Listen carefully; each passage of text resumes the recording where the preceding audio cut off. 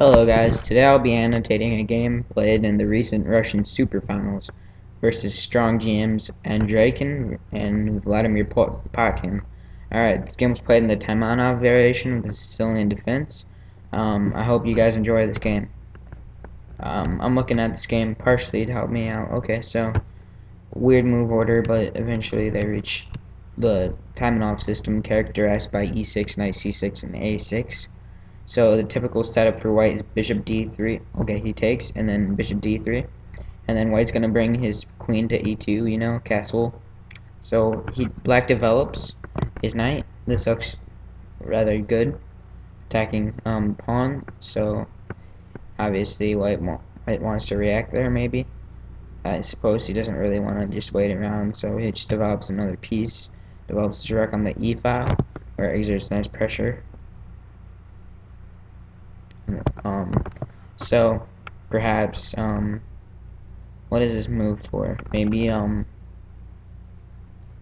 can open up the e file, and then the rook would be well placed there. So black plays bishop e7, just getting out another piece, preparing to castle kingside. And white plays e5, so he retreats to d7. That's really the only decent square. Otherwise, you know, knight g8's really passive, and otherwise he can't do anything else. So he retreats to d7. White brings out his queen to g4, attacking g7, creating some weaknesses, hopefully, on the dark squares after he goes g6. So white responds with, whoa, my bad, spoiler alert, knight a4. So white just brings another piece into the game. This move's kind of odd, but perhaps it's to control the dark squares, c5 and b6. And so here black played rook b8. White followed up with b3. Perhaps, you know, giving protection to the pawn, so that way his pieces aren't tied down to it. Queen c7 attacks e5, obvious point. Forces white to use a tempo to respond, and perhaps white could follow up with c5. So white plays c4, sacking the pawn. Okay, so I'm going to turn on an engine now. I suppose I could look at this, but I'm not sure what would happen if he took the pawn, so I'm going to look at it right now. I'll turn Houdini on. Okay. I'd like to show you guys Houdini. So here is, I guess he really can't take it, according to Houdini, so I'll exit out. If he does take it, I'll turn new variation, I'll turn Houdini back on. Sorry if this is an obvious point that I should not miss.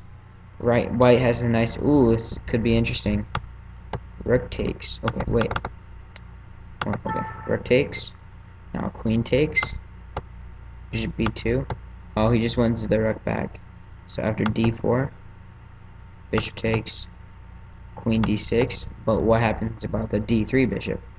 Well, then white could play c5. It's kind of complicated, this c5. Okay, so queen d8.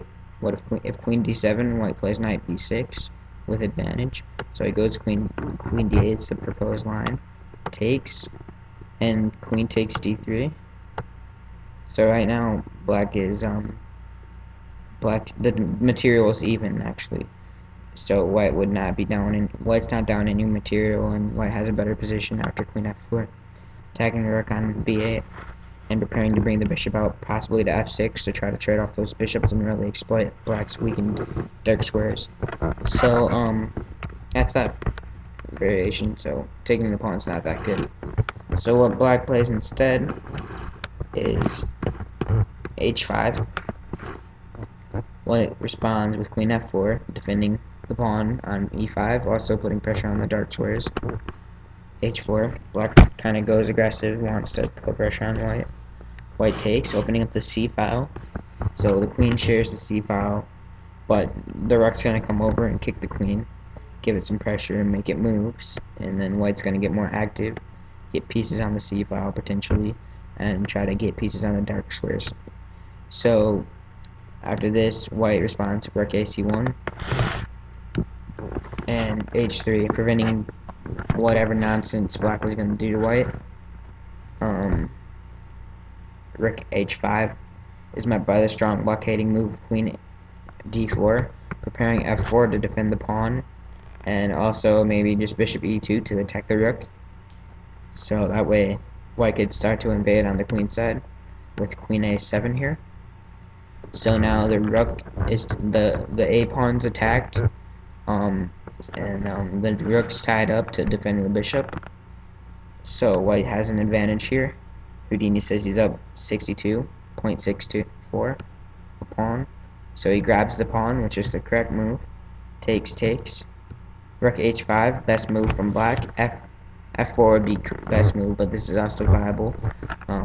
Bishop a5, queen e8, bishop c7, putting the question to the rook. Rook moves, queen c6, queen there.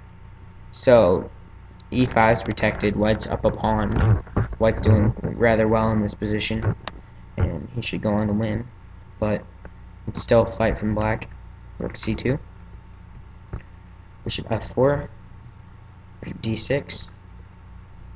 Now that was not a good move from white. That allows black to equalize when knight takes e5 if black played the correct move.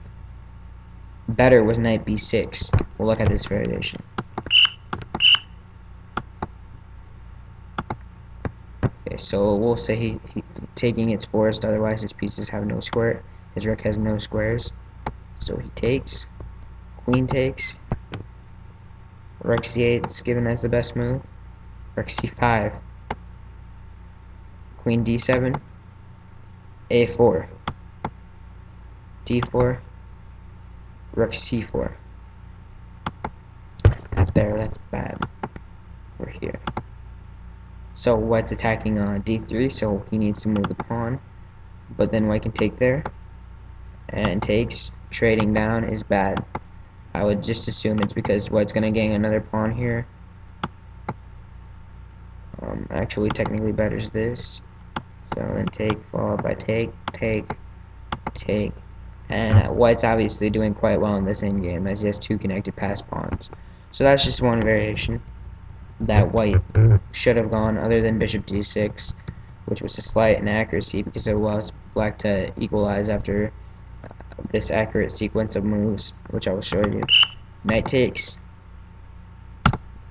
If he would play this, white's best option would be queen c7.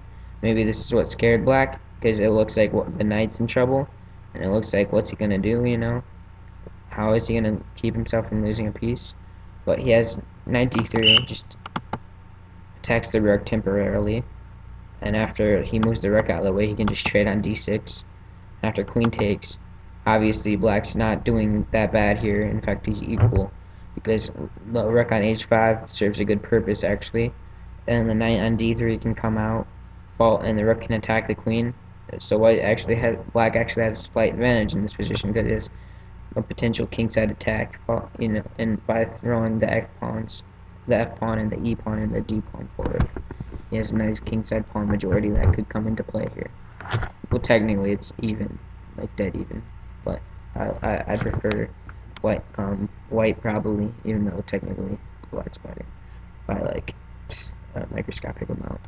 So that's that variation that would have allowed black to equalize, but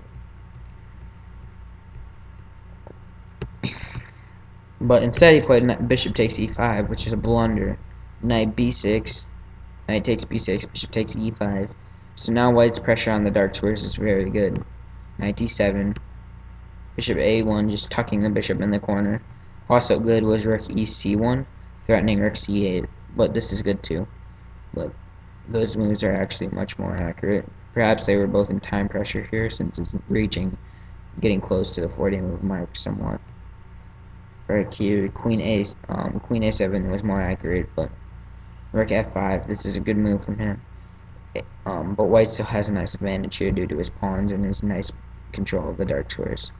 a4, at f8, a5, just bringing the pawn down, straightforward, a6, keep bringing that pawn down, queen a4, don't stop bringing the pawn down. Rook c8 was technically the best move, but this is very good. White's up 4 pawns here.